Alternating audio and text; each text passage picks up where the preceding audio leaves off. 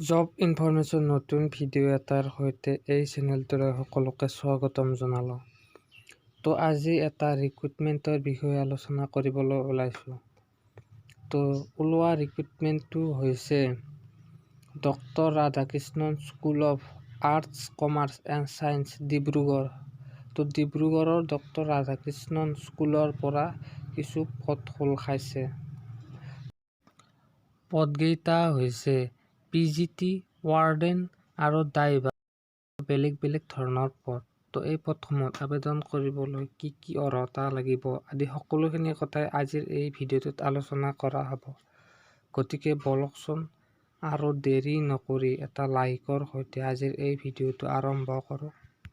তো এই পদটো আবেদন কৰা লাষ্ট ডেট হ'ল 10 জানুৱাৰী 2024।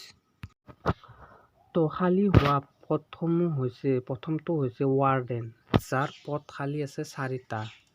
তো মেল কেণ্ডিডেটসকলৰ বাবে 2টা আৰু ফিমেল কেণ্ডিডেটসকলৰ বাবে 2টা, টোটেল 4টা পদ। তো এই পদটোৰ দৰমহা হ'ল 9,000ৰ পৰা আৰম্ভ হৈ 20,000লৈ। লগতে আপোনাৰ মেৰিট আৰু এক্সপিৰিয়েঞ্চ থাকিব লাগিব এই পদটোত আবেদন কৰিবলৈ। তো এই পদটোৰ এডুকেশ্যন কোৱালিফিকেশ্যন হ'ল আপুনি আৰ্টছ, কমাৰ্চ, ছায়েন্স যিকোনো এটাতে গ্ৰেজুৱেশ্যন কৰা হ'ব লাগিব। তো দ্বিতীয় পদটো হৈছে ড্ৰাইভাৰ, যাৰ পদ এটাই খালী আছে আৰু এইটো মেল কেণ্ডিডেটৰ বাবেহে। এই পদটোৰ দৰমহা হ'ল 10,000ৰ পৰা ষ্টাৰ্টিং হৈ 18,000লৈ। লগতে এই পদটোত আপোনাৰ মেৰিট আৰু এক্সপিৰিয়েঞ্চ থাকিব লাগিব। তো লগতে বাছ, ট্ৰেভেলাৰ আদি এনেকুৱা ধৰণৰ গাড়ী চলোৱাৰ অভিজ্ঞতা থাকিব লাগিব। লগতে এপ্লাই কৰা কেণ্ডিডেটজনৰ ড্ৰাইভিং লাইচেন্সখন থাকিব লাগিব। তো তৃতীয় পদটো হৈছে পাব্লিক ৰিলেশ্যন আৰু ইয়াৰ এটা পদ খালী আছে আৰু এই পদটো ফিমেল কেণ্ডিডেটসকলেহে আবেদন কৰিব পাৰিব। এই পদটোৰ দৰমহা হ'ল 10,000ৰ পৰা আৰম্ভ হৈ 20,000। লগতে এই পদটো আগৰকেইটাৰ দৰে মেৰিট আৰু এক্সপিৰিয়েঞ্চ থাকিব লাগিব আবেদন কৰিবলৈ। এই পদটোৰ শিক্ষাগত অৰ্হতা হ'ল BSc বা MSc কৰা হ'ব লাগিব। তেতিয়াহে আপুনি এই পদটোত আবেদন কৰিব পাৰিব।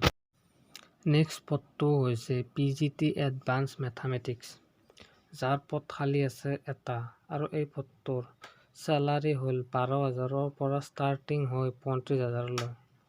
লগতে এই পদটোত আবেদন কৰিবলৈ আগৰকেইটাৰ দৰে মেৰিট আৰু এক্সপিৰিয়েঞ্চ থাকিব লাগিব। এই পদটোৰ শিক্ষাগত অৰ্হতা মেথামেটিক্সত MSc কৰা হ'ব লাগিব।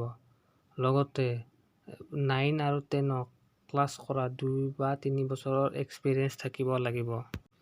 নেক্সট পদটো হৈছে PGT জেনেৰেল ছায়েন্স, যাৰ পদ খালী আছে মাত্ৰ এটা আৰু এইটোৰ এডুকেশ্যন কোৱালিফিকেশ্যন হ'ল ছায়েন্সৰ পদাৰ্থ বিজ্ঞান, ৰসায়ন বিজ্ঞান বা জৈৱ বিজ্ঞান যিকোনো এটাতে MSc কৰা হ'ব লাগিব।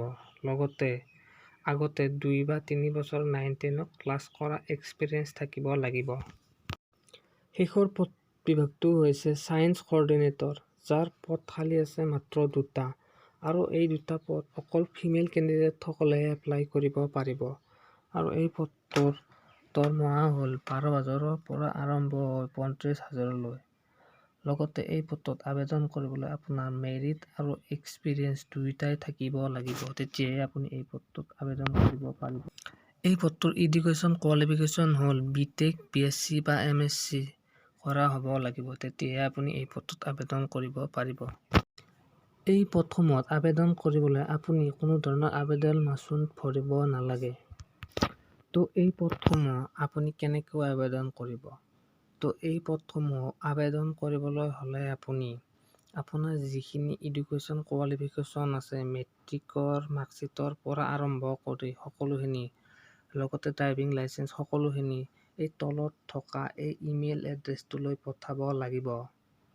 বা এনেকৈ নকৰিলেও আপুনি কি কৰিব পাৰে, doctor Radhakrishnan school of arts commerce science, Amolapatty, Dibrugarh, Assam, এই তলত থকা এই পিন নম্বৰটো 786001 এই পিন নম্বৰটোলৈ 10 জানুৱাৰী 2024ৰ আগত পঠাব লাগিব। পঠাইও আবেদন কৰিব পাৰে। তো এই পথসমূহৰ বিষয়ে আপোনাৰ যদি কিবা সুধিব লগা থাকে তেনেহ'লে তলত দুটা হেল্পলাইন নম্বৰ দিয়া আছে।